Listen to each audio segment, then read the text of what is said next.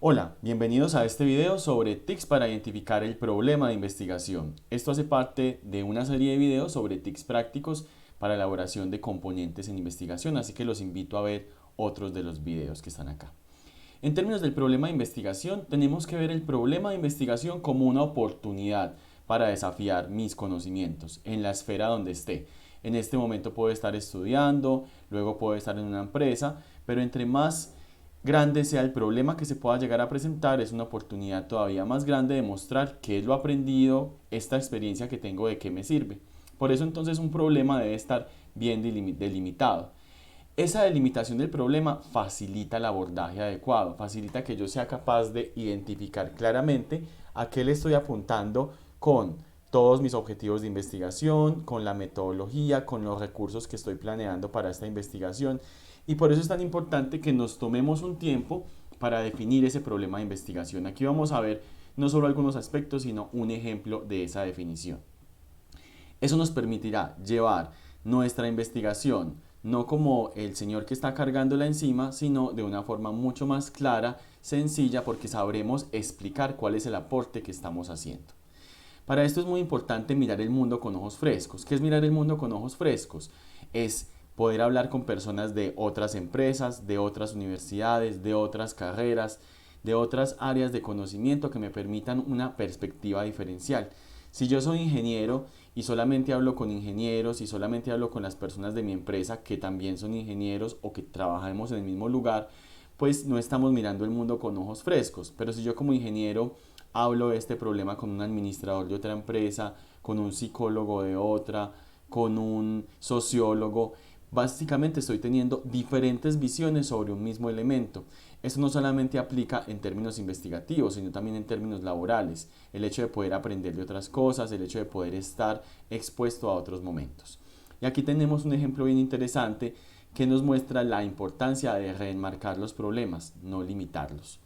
Resulta que es muy conocido este problema que tuvo la NASA, dado que necesitaban escribir en el espacio y no tenían un bolígrafo capaz de hacerlo. ¿Por qué? Porque el bolígrafo, pues para poder escribir necesita de la gravedad para que la tinta baje.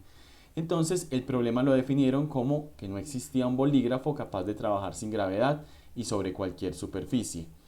Lo interesante de este caso, que es muy conocido en el campo de las ciencias económicas y administrativas, es cómo este problema lo solucionó la agencia rusa.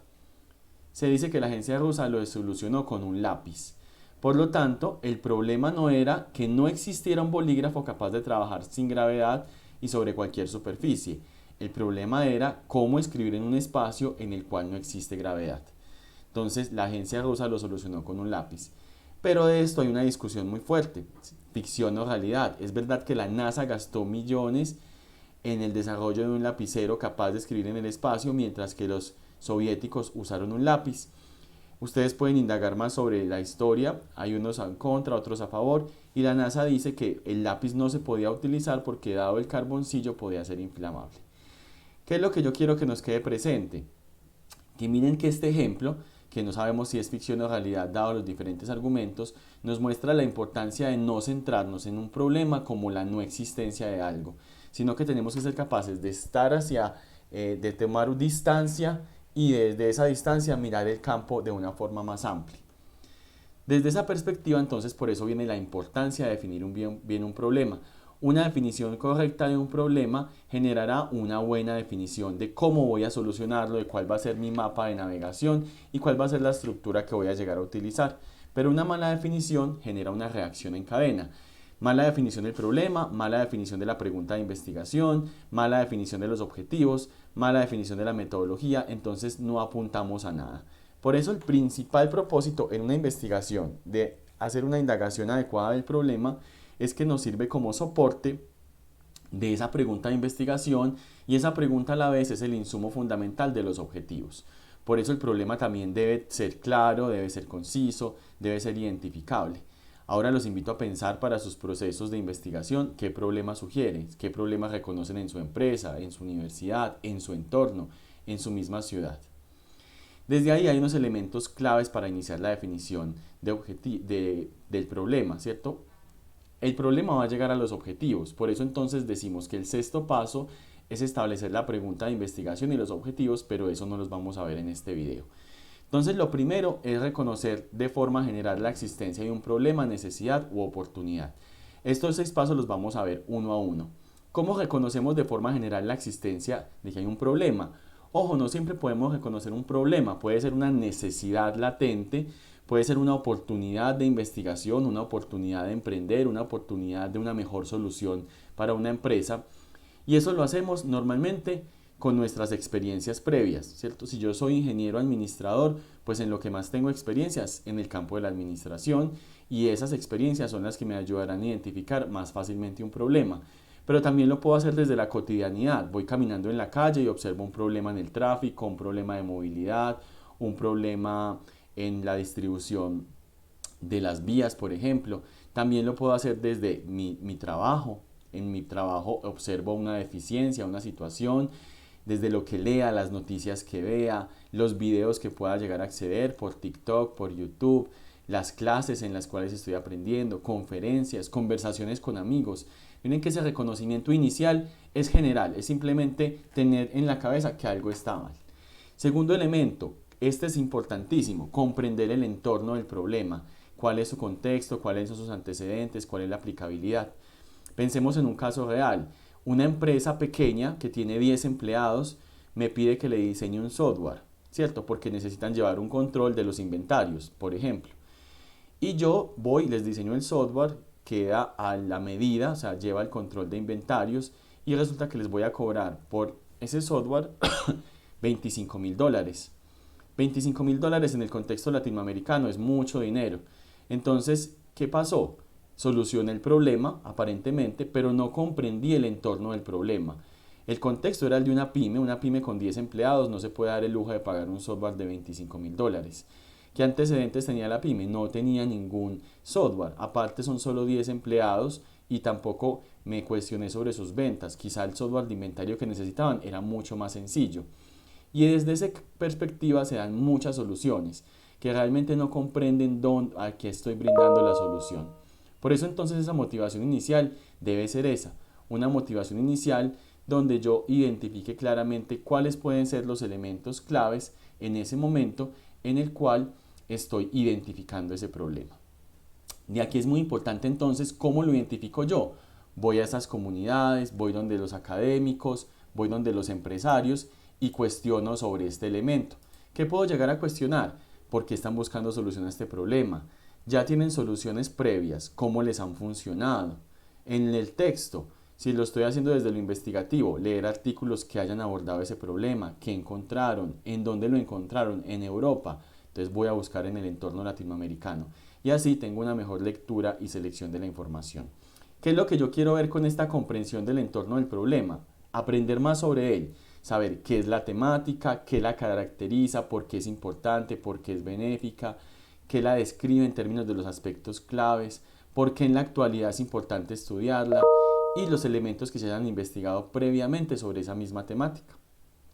Ese es el segundo paso. Tercer paso, ya tengo más conocimiento y más claridad del problema. Ahora voy a utilizar los síntomas para ayudar a aclarar ese problema. El ejemplo más latente es, si me está doliendo esta mano, me está doliendo mucho, ese es el problema. Ese es el problema real. No.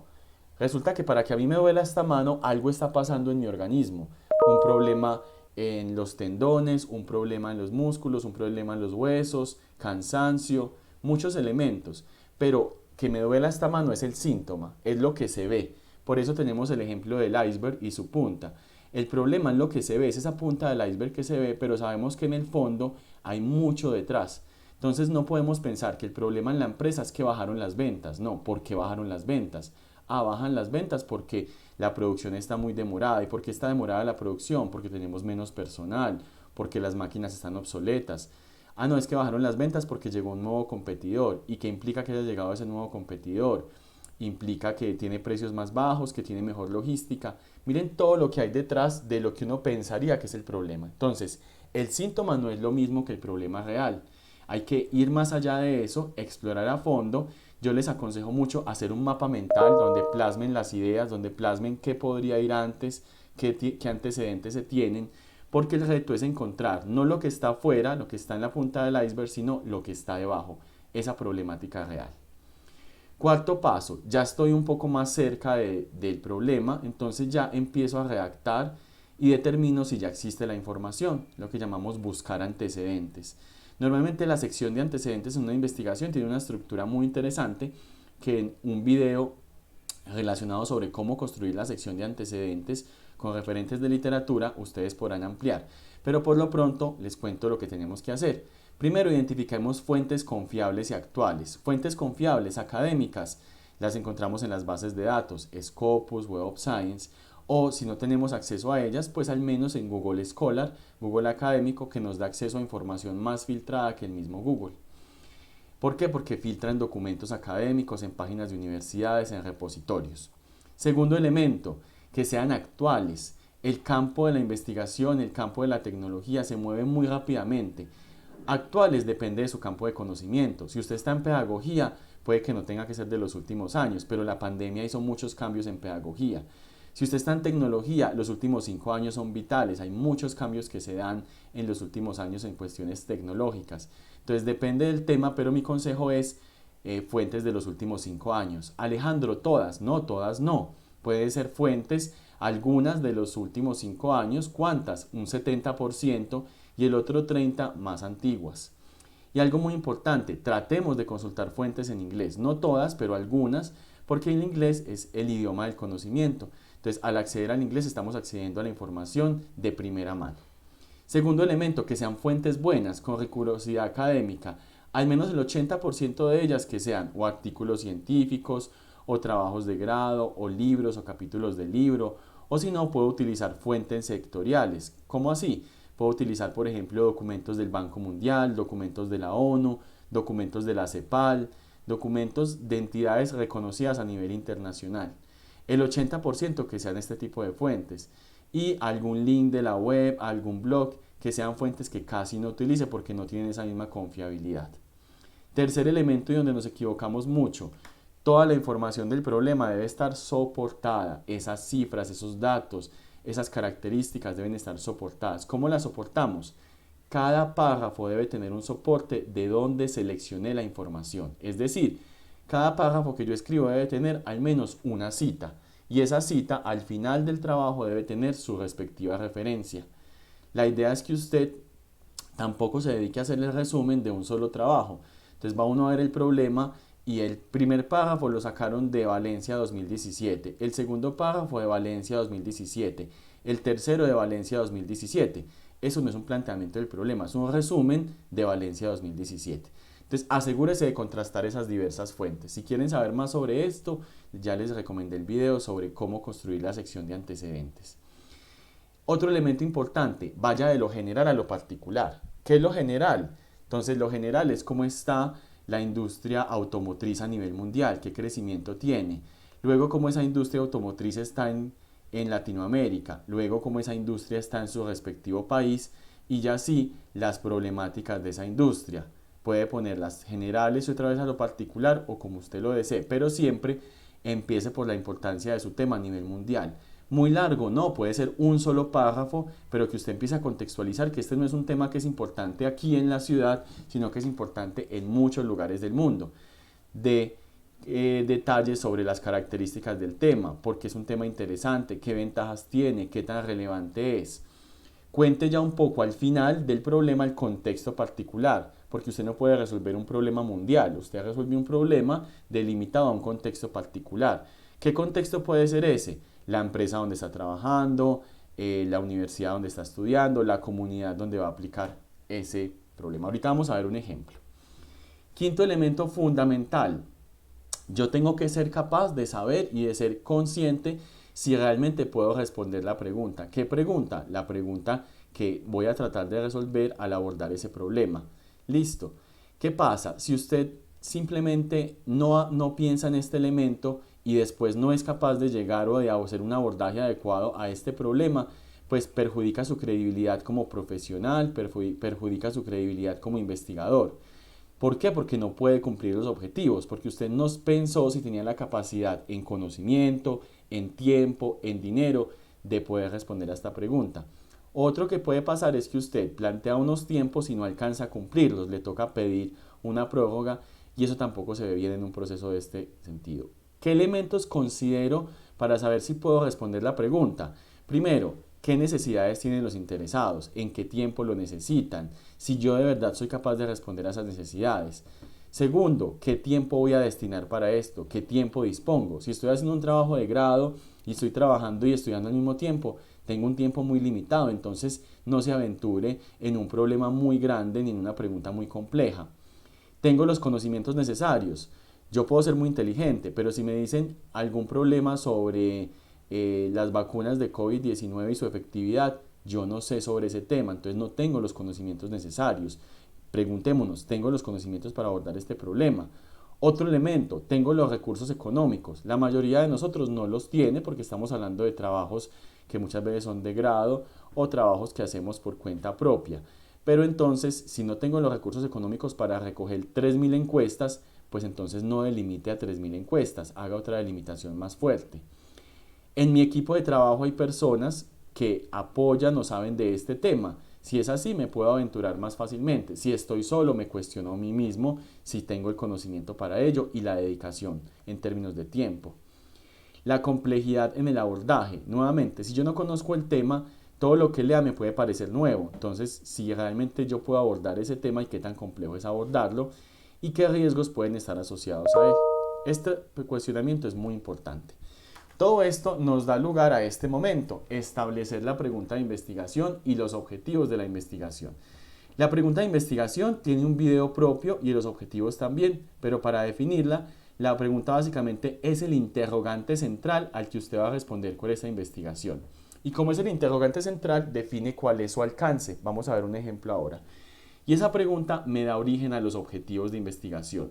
¿Por qué? Porque los objetivos ya son los que me permiten hacer un seguimiento y una evaluación de lo que yo voy cumpliendo y de las actividades que estoy generando para el cumplimiento de este objetivo. Es decir, es mi mapa de carretera para yo saber qué camino tomar y por qué camino es mejor ir. Vital que lo tengamos presente en todo el proceso investigativo. Todos los elementos deben estar adecuadamente articulados. Es decir, mi problema debe estar articulado con mi pregunta debe responder a un título específico que nace justamente de esa pregunta y esta pregunta también da soporte a los objetivos tanto general como los específicos. Por eso la pregunta viene en el centro, porque es la conexión entre todos. Vamos a ver un ejemplo para que nos quede muy claro cómo se establece esa pregunta y los objetivos a partir del problema. Como les digo, hay unos videos específicos de esto, pero para que ustedes lo vayan teniendo presente y ya se puedan o no interesar en ver los otros videos en caso tal de que tengan más dudas. Voy a resumir en un párrafo un problema. Según el Global Entrepreneurship Monitor, que es un informe global de emprendimiento de más de 54 países, o sea, es confiable, solo 1 de cada 3 negocios tiene como propietaria a una mujer, un 33%. Mostrando la necesidad, entonces miren que no hay un problema, sino una necesidad de fomentar la intención emprendedora en las mujeres, dado que esta cifra se compone en su mayoría de emprendimientos por necesidad y no por oportunidad. Entonces hay dos problemas, muy pocas mujeres creando empresa y las que lo crean tienen en su mayoría emprendimientos por necesidad y no por oportunidad. Por necesidad es que son emprendimientos, no estoy haciendo nada en mi casa, pues voy a poner una venta de empanadas. No estoy haciendo nada en mi casa, pues voy a poner una venta de celulares en la calle. De celulares no, de audífonos, de carcasas o de elementos para celular. Entonces hay dos problemas. Yo no puedo abordarlos todos, yo lo delimito. ¿Dónde lo delimito? En la pregunta de investigación. Pregunta de investigación. Como hay la necesidad de fomentar la intención emprendedora, entonces yo voy a aportar a ese problema generando un estudio que diga qué factores influyen en la intención emprendedora de las mujeres de la universidad tal entre 2022 y 2024 a partir del modelo unificado de intención emprendedora. Esa pregunta de investigación cumple con todos los requerimientos. ¿Qué vamos a hacer? Identificar qué factores. ¿Factores relacionados con qué? Con intención emprendedora. ¿En quiénes? ¿En qué población? En mujeres. ¿De dónde? De la universidad tal. ¿En qué momento? Entre 2022 y 2024. ¿Y con qué metodología? A partir del modelo unificado de intención emprendedora. Como la pregunta está tan clara, el objetivo general es súper fácil de definir. Si mi pregunta es ¿qué factores influyen? Pues el objetivo general será examinar los factores que influyen en la intención emprendedora de las mujeres de la universidad tal entre 2022 y 2024 a partir del modelo unificado de intención emprendedora. Miren que es directo la articulación. La pregunta está en términos de cuestionamiento y el objetivo general está en términos ya desde un verbo en infinitivo al inicio, conteniendo toda la información. Y el título será totalmente acorde. Factores determinantes en la intención emprendedora y todo el mismo contenido. ¿Sí ven cómo dialoga directamente cada uno de los elementos? Vamos a ver entonces la redacción de una sección de problema. El ejemplo que he tomado para esta es una investigación que se titula Fortalecimiento de las competencias laborales de la población sorda en la ciudad de Medellín a través de una metodología que fomente el diseño y elaboración de MOOCs orientados a sus necesidades de capacitación. ¿Qué son los MOOC? Son cursos virtuales masivos en línea, donde puede acceder cualquier persona, pero la población sorda no puede acceder. Entonces vamos a hacer un fortalecimiento de esas capacidades laborales de la población sorda de una población específica que es Medellín, pero a partir de una metodología que fomente el diseño y elaboración de MOOCs. Ya tengo un contexto de lo que es. Vamos a empezar la descripción del problema. En amarillo, miren que tenemos las citaciones. Cada uno de los párrafos tiene al menos una citación. El segundo tiene dos. Está bien. Y empezamos hablando de ¿qué? De lo general a lo particular. General. Los procesos de comunicación juegan un rol fundamental, posibilitan la percepción del sonido, ejerciendo un papel fundamental. Y ahí sí hablamos un poco que cuando no funciona, por ejemplo en el caso de la sordera, son excluidos en diversos escenarios. Miren que empecé de lo general, no estoy hablando todavía de los sordos en Medellín, ni de sus problemáticas laborales. Ya empecé de lo general, que eran los procesos de comunicación. Segundo párrafo, la sordera es entendida como, defino lo que es la sordera. Después digo, la Organización Mundial de la Salud plantea que las personas sordas experimentan dificultades. Miren, voy hablando de los problemas, no solo para el aprendizaje de la propia lengua, sino para participar en diferentes espacios de formación. Ya empecé hablando del problema. Al respecto, además de las dificultades biológicas con la sordera, existe exclusión y discriminación. Ya sigo hablando de problemas. Y lo que incide en la multidimensionalidad y dinámicas de exclusión en escenarios postindustriales, entonces en la cuestión laboral.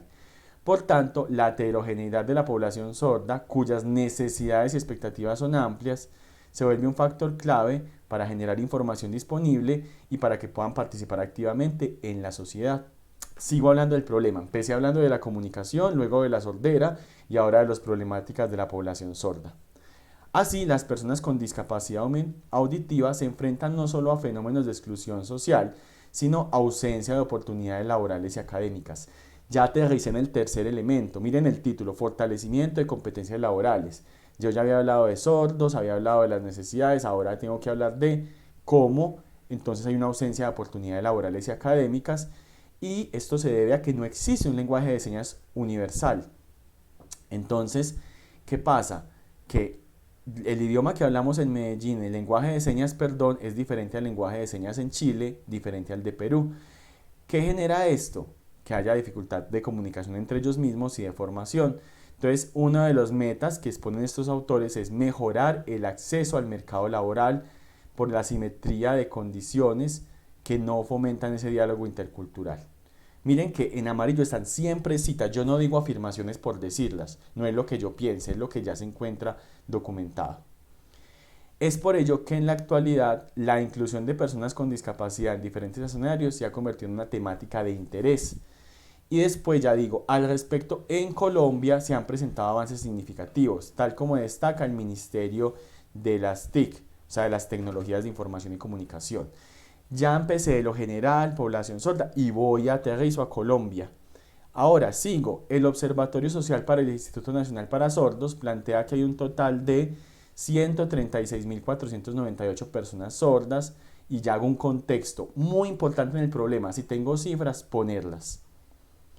Luego hablo de ese contexto y en ese contexto digo que el 96% de las personas sordas en edad de trabajar sea, tenemos una población de 96% de personas sordas en edad de trabajar.